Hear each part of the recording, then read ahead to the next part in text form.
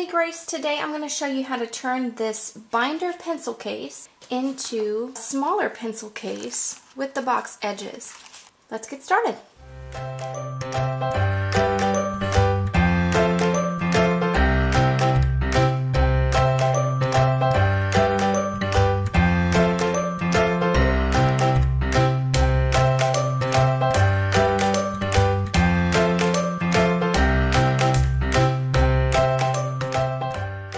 For this project, I wanted to make a smaller case that I could put inside of a project bag. Maybe I want to take my makeup in it if I need a quick first aid kit for my car or truck. There are any number of things that you can do with it. These little bags are perfect to put makeup, first aid kit, sewing supplies, crochet supplies, knitting supplies in. The only thing is that if you are looking for something to carry your straight knitting needles in, this probably won't fill the bill because it's not quite long enough, and if you could squeeze them in there, they'd probably poke a hole in the corner. So if you're looking for a way to transport your straight knitting needles, this is probably not the best way. But the great thing about these is that they only cost $1 at the Dollar Tree. I got 3 different patterns. One has the flowers with the polka dots, one has multi-hearts all over it, and then of course this one was a multicolored polka dot. I like them all, and I couldn't decide which one to get, so I got all 3. I think that one would probably be hard pressed to make one of these for $1 because you'd have to include fabric, zipper, thread, and all of that. Obviously, the first thing we need to do is get rid of these grommets. These grommets help hold it into the binder and keep it where, of course, the fabric doesn't tear.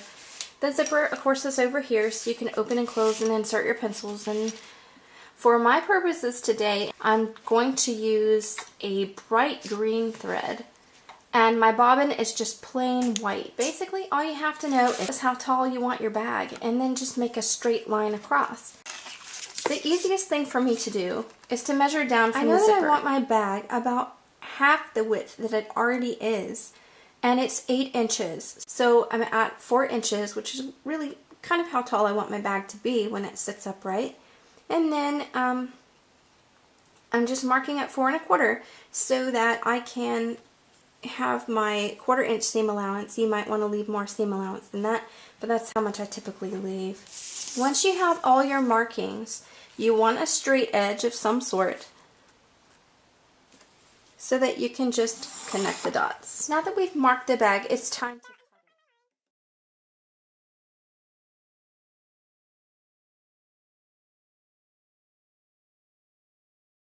using dressmaker shears, but you could use pinking shears. That might actually be a better idea to keep your fabric from raveling here on the end if you're not going to use an overlock machine to tidy up the seam in the end. Next thing I'm going to do is open the zipper.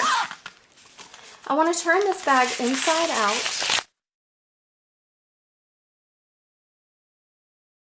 This allows it to lay flat. On my machine, a 1/4 inch is approximately the edge of the presser foot to the position of the needle.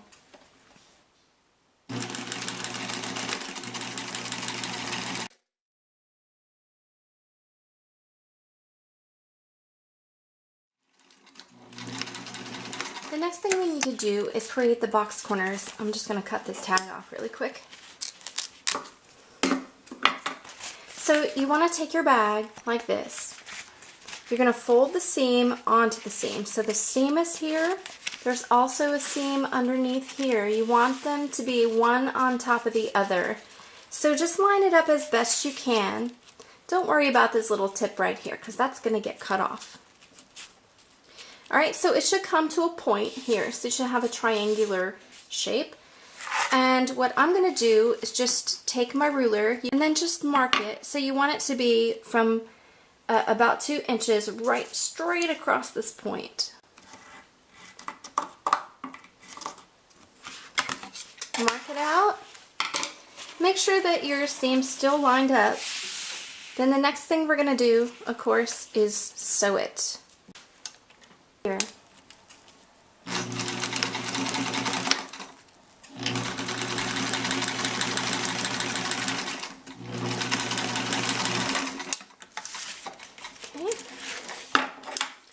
your threads off. Now, of course, I'm just still using my dressmaker shears, but if you have pinking shears, that would be great as well.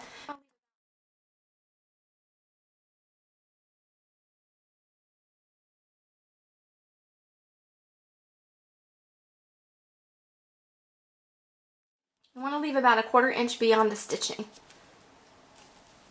Of course, you'll want to do this to both sides. Now it's time to turn it right side out. Press those little corners out on both sides. And there you are.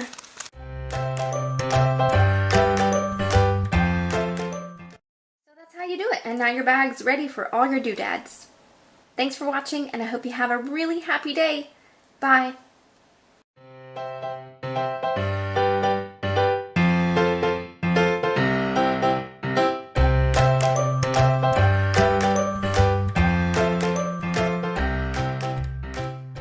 If you're like me, you hate to throw away the grommeted edge. You could use it for something, right? Well, I thought of binder bookmarks because often if you keep your crochet, knitting, sewing patterns in a binder, or if you keep maybe ebooks in a binder or anything, and it's not like a typical book where you just place the marker in there and it magically stays.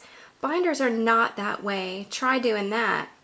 And paper clips crinkle the edges, so not everyone likes to use them. This would be a good way to place a bookmark, and it stays until you move it. So a really super simple way to do this is just to make it as wide as you want. It wouldn't have to be very far beyond this top stitching right here. And you could actually just cut it off here with some pinking shears or some other special scissors. However, I would like mine to be a little wider because, I don't know, I just feel like I would see it better. So I'm going to place it on my machine. For my special edging, I'm just using a zigzag stitch, but if you have a machine that does special stitches, you could certainly use them down the side.